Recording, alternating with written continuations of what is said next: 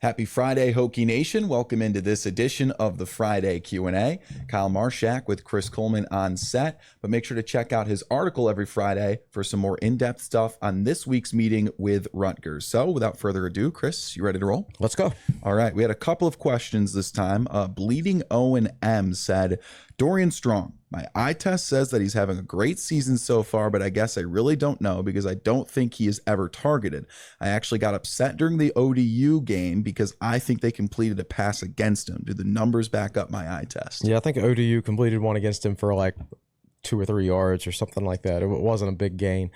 Vanderbilt didn't target him at all. Marshall actually did complete 4 passes against him, and last season he was credited with only allowing 9 completions. So Marshall went after him a little bit more than you might expect. But some of that is the nature of the Marshall scheme. They spread you out and they create one-on-one matchups all over the field. It's playing a team like Marshall is difficult for cornerbacks. I mean, you're going to give up a few just by the nature of their scheme. So yeah, I think he's playing well. Now I think last year, I think he's an excellent player, but at the same time, Virginia Tech didn't play too many high-profile passing teams last year, and they haven't this year either. But at the same time, the fact that teams just aren't going after him is sort of an indicator of how opposing coaches view him, I think. There will be greater challenges for him. Maybe not so much this week against Rutgers, but Miami for sure next week. That'll probably be his most significant challenge of the year. And you think he's lining up with wide receiver 1 pretty much every night? It can vary. I think Virginia Tech has 2 good corners, so there's no real reason to like flip-flop them from one side of the field to the other and just wear them down even more with extra running. Like if Strong was so much better than everybody else, then yeah, you would do that. But Delane outside of the Vanderbilt game has proven to be a very good cornerback throughout the course of his career. So I don't know that that's necessary. Gotcha. All right. Well, let's flip it to our last question, but a loaded one. Kay Pulaski asked, I noticed both starting Rutgers defensive ends are in the 260-pound range, which made me wonder from a size standpoint, how is our roster compared to our opponents this year? Are we still viewed as a small team? Do we get pushed around, et cetera, et cetera? I think you have to be very careful when looking at listed heights and weights. Yep. Some teams take them more seriously than others. I think for if you see a player listed at like 253 pounds, that's an exact weight, and I think you can generally say that's probably accurate. But when you see guys listed with like generic numbers, 240, 245, 250, 255, sometimes they're estimating, or sometimes they don't even take heights and weights at all. So let me give you an example. Like Benji Gosnell, Virginia Tech redshirt sophomore tight end, is listed at 240. And it was a couple weeks before the season started, and I saw him downtown shooting pool, and I'm like, there's no way that dude's 240. Right. He is way bigger than 240. And I think I wrote that in an article. And then sure enough, Pry was talking about him the next week and said, oh yeah, he's 258 now.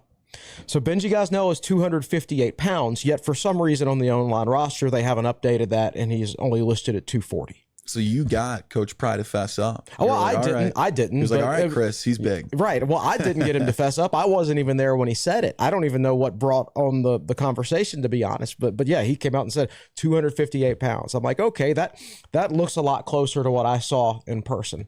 Okay. Yeah, so it's going to vary by school. Some schools take that very seriously. Some don't.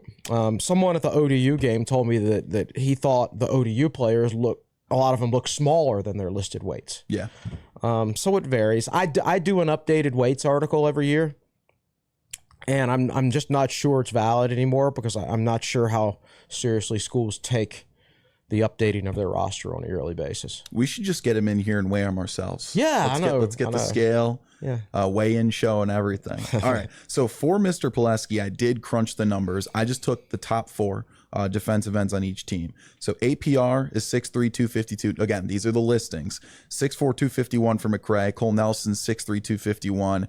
Burgos, 6'5", 253. I do find it bizarre that all of them are in the 251 to 53 pound range. I wrote that before the season. It's almost like that's the template for J.C. Price as a defensive end. Yeah. So the average for Virginia Tech, 6'3" and 3/4, 252 pounds.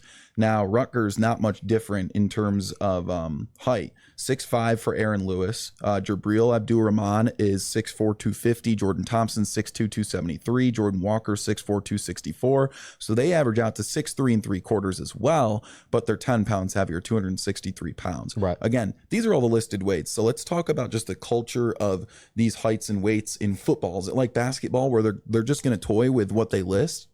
To a certain extent. There's a former college coach, not a head coach, but an assistant type. But it's a couple of smaller, mid-major teams. He posts on TSL's message board sometimes because he went to Virginia Tech, and he said in all his years as an assistant at the college level, they never once measured a player's height in college basketball. Okay. It's just, we think we're just going to list you at 6'7", whatever. Or, how tall are you? Well, coach, I'm 6'9". Okay, right? Yeah. Like when Virginia Tech had PJ Horn as their center, I think they always listed him at 6'7", and I don't think that guy was any more than 6'5.5" if you stand right next to him. So you have to take all of that with a grain of salt. But it's the same thing for other teams also. Yeah, not to hand out strays, and this is a really random stray, but I just remember Storm Murphy was listed at what, 6'1"? Mm-hmm. And I remember running into him downtown. Now, I've been measured before. I am 6 foot maybe, and I felt when I ran into him downtown one time that I probably had 2 inches on him.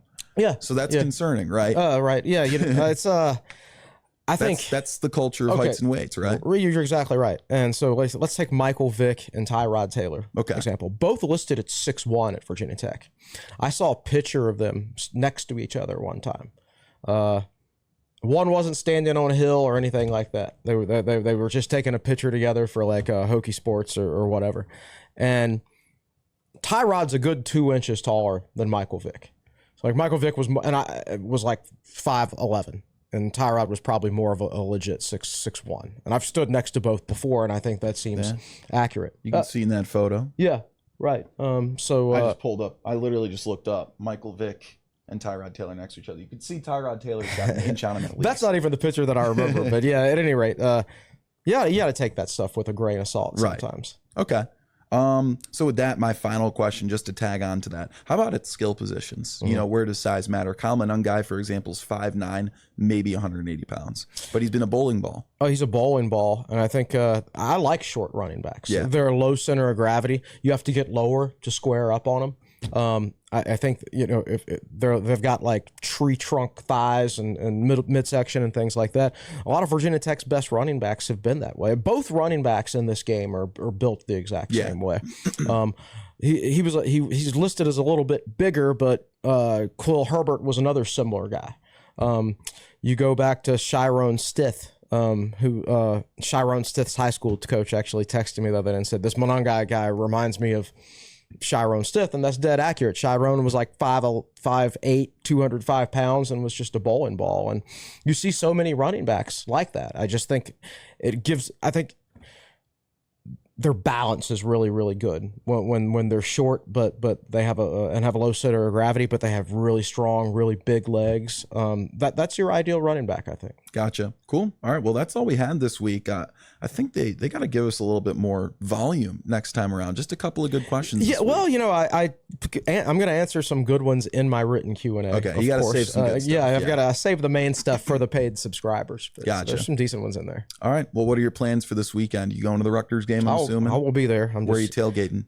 I think I'll go to the airport lot, the RV lot for a little bit, and Sweet. Then I have to go somewhere and have a cheeseburger because I had my cheeseburger basketball streak a couple years ago, like 13 straight games or something like that with a cheeseburger, and Virginia Tech won all of them and won the ACC title, the ACC tournament, and eventually the basketball streak came to an end, but I had a cheeseburger before the Marshall game. I had a cheeseburger before the ODU game. So I'm trying to start one for football. Okay. So, I'm not very superstitious, but if I have it can't hurt. Yeah, if I have like a Bud Light tonight and we win, or tomorrow night and we win, then I guess I'll have to have a Bud Light every game from here on out. Absolutely. So, all right. I appreciate you, Chris. So for Chris Coleman, our lead analyst and columnist, Nick Brown, our producer behind the scenes, I'm Kyle Marchak. We'll catch you guys next time on the Friday Q&A.